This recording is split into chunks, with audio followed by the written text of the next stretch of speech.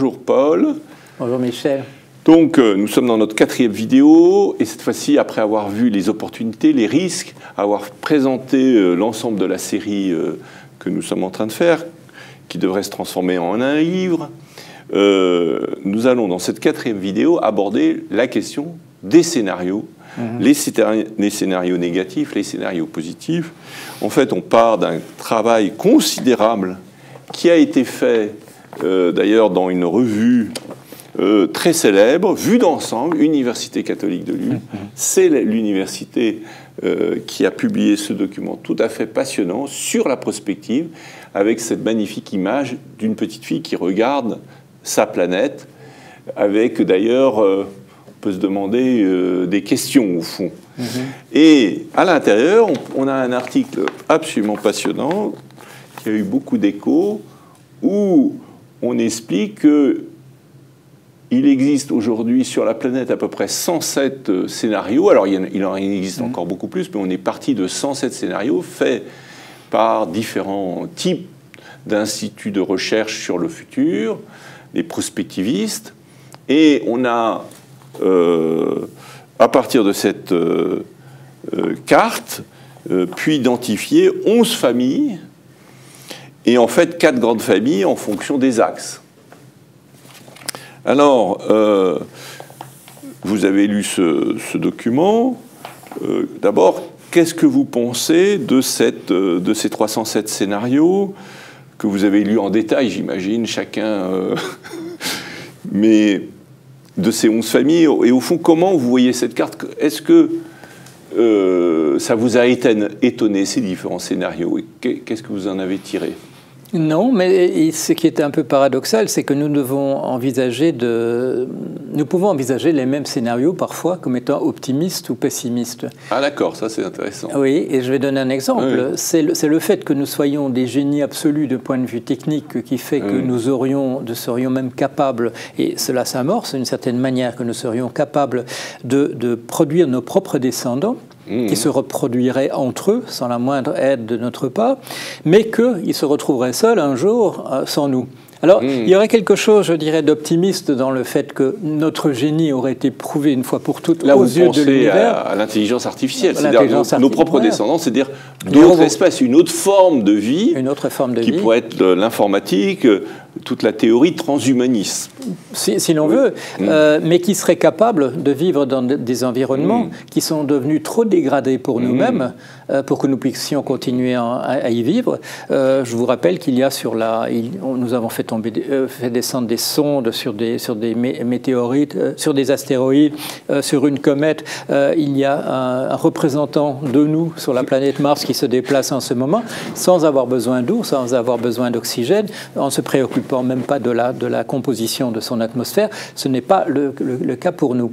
Alors, certains scénarios sont à la fois pessimistes d'une manière, optimistes d'une autre, mais nous avons tendance à considérer effectivement qu'un scénario optimiste, c'est un scénario où nous sommes non seulement toujours là, mais où nous sommes toujours sur notre planète, mais que nous avons su maîtriser notre présence sur notre planète, ce qui est en train de ne plus être le cas véritablement. Si nous continuons sur les rails où nous sommes engagés aujourd'hui, je n'apprends rien à personne, nous ne pourrons pas continuer extrêmement longtemps de cette manière-là. Il y a un chiffre qui est sorti, c'est le 7 janvier, donc c'est très récemment. Si nous ne faisons rien par rapport au dérèglement climatique actuel, c'est vers 2200 ou plus tard 2400, la température sera telle qu'il sera impossible de nous maintenir sur la Terre. Alors, aucune vie d'ailleurs. Et aucune vie. Enfin, sauf des microbes, voilà, exactement. Peut-être éventuellement des insectes. Parlons pas, voilà, les vertébrés, en tout cas. Parce que nous avons des mécanismes de refroidissement. Il faudrait imaginer que nous soyons à tout moment dans des souterrains. N'en parlons pas. Nous avons un mécanisme de refroidissement. Nous pouvons vivre dans un certain éventail de températures, mais pas dans d'autres. Mais que pensez-vous vous-même de ce schéma quant à ce qu'on pourrait appeler optimiste ou pessimiste? Déjà, ce qui m'intéresse, c'est ce qu'on appelle en prospective les dystopies, c'est-à-dire qu'effectivement, c'est toujours intéressant de réfléchir à des scénarios extrêmes. Vous en avez évoqué un.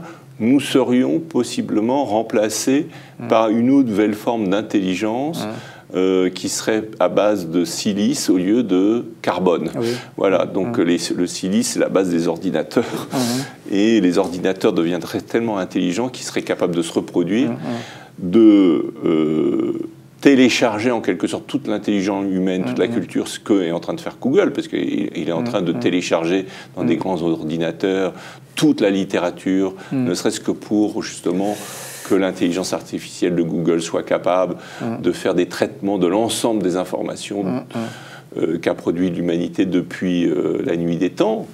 Donc là, il y a cette dystopie d'un passage d'une vie carbone, puisque nous sommes faits de carbone, à une vie silicium, puisque les ordinateurs faits de silice. Je trouve que, en tout cas, ce scénario, qui est un des scénarios majeurs du transhumanisme, est assez fascinant. Alors, on a le président de la recherche, le directeur de la recherche de Google, qui pense même, et qui est très actif dans cela, parce qu'il souhaite se télécharger lui-même dans un ordinateur, ce qui lui donnera à ce moment-là une vie éternelle. Et puis en plus, lui-même, il va pouvoir évoluer, puisqu'il évoluera plus dans les limites du corps physique humain, il évoluera avec les possibilités infinies d'un ordinateur qui ne cessera d'apprendre, qui aura téléchargé l'ensemble de sa conscience. Alors là, hop, le mot, stop, conscience. Grande question, de quoi parlons-nous? Donc là, il y a des scénarios dystopiques comme ça, et puis il y a le scénario, effectivement, comme vous l'avez évoqué, dystopique, où là, et qui peut d'ailleurs se combiner avec celui-là, c'est-à-dire le scénario où nous devions, nous sommes obligés de partir, de vivre sur Mars. C'est même pas une option. C'est que nous sommes obligés de quitter la planète et de partir sur Mars, et que du coup aussi Mars nous transforme et qu'on se retrouve dans une situation très très différente. Donc effectivement, il y a des scénarios comme ça, et après il y a des scénarios de l'effondrement total, il y a les scénarios qui sont souvent portés par les écologistes les plus extrêmes, c'est-à-dire les scénarios retour à la chasse-cueillette, retour à l'avant, retour à l'époque où nous étions des tribus nomades. Il y a les scénarios de business comme as usual qui nous amènent dans quelque part une impossibilité de continuer justement. Et puis le scénario proactif qui sont apparemment les plus positifs qu'on souhaite, c'est-à-dire d'une humanité renouvelée. C'est-à-dire qu'il y a aussi des savants qui défendent que l'humanité commence à s'humaniser maintenant, parce que c'est vrai que les robots vont nous permettre, l'intelligence artificielle va se mettre au service de l'humain, et nous allons devenir encore plus humains. Alors que là, c'est pas les transhumains, c'est pas une humanité dans le silicone, c'est l'homme enfin plus humain. C'est une sorte d'humanisme renouvelé, d'un homme qui pourrait être en fait pleinement humain. Joël Le René défend un peu ce scénario-là. L'obstacle à cela, nous le connaissons, ce sont nos systèmes économiques et politiques. On connaît ce chiffre de 8 personnes à la surface de la Terre, aussi riches que 3,7 milliards, de la moitié de l'humanité. Un chiffre qui est tombé hier de Oxfam, c'est que sur la richesse créée au cours de 2017, de l'année dernière, 82% de la richesse est allée à 1% de la population. Nous sommes dans un système économique extrêmement déséquilibré, et dont nous le savons, que dans l'état où il est aujourd'hui, il ne nous permet pas de réaliser les scénarios les plus optimistes qui demandent une meilleure répartition des bénéfices de ce que nous faisons sur l'ensemble des populations. Vous touchez à un point essentiel, c'est-à-dire que la question, très profondément, derrière tous ces scénarios, c'est une grande question que je me pose moi-même, c'est au fond, est-ce que l'écologie, c'est-à-dire le soin de la planète, est soluble dans le social d'aujourd'hui et dans l'économie d'aujourd'hui? Est-ce qu'il ne faut pas réinventer complètement l'économie, sachant que l'économie est déséquilibrée, comme vous le dites? On joue au Monopoly, donc l'argent se concentre de plus en plus.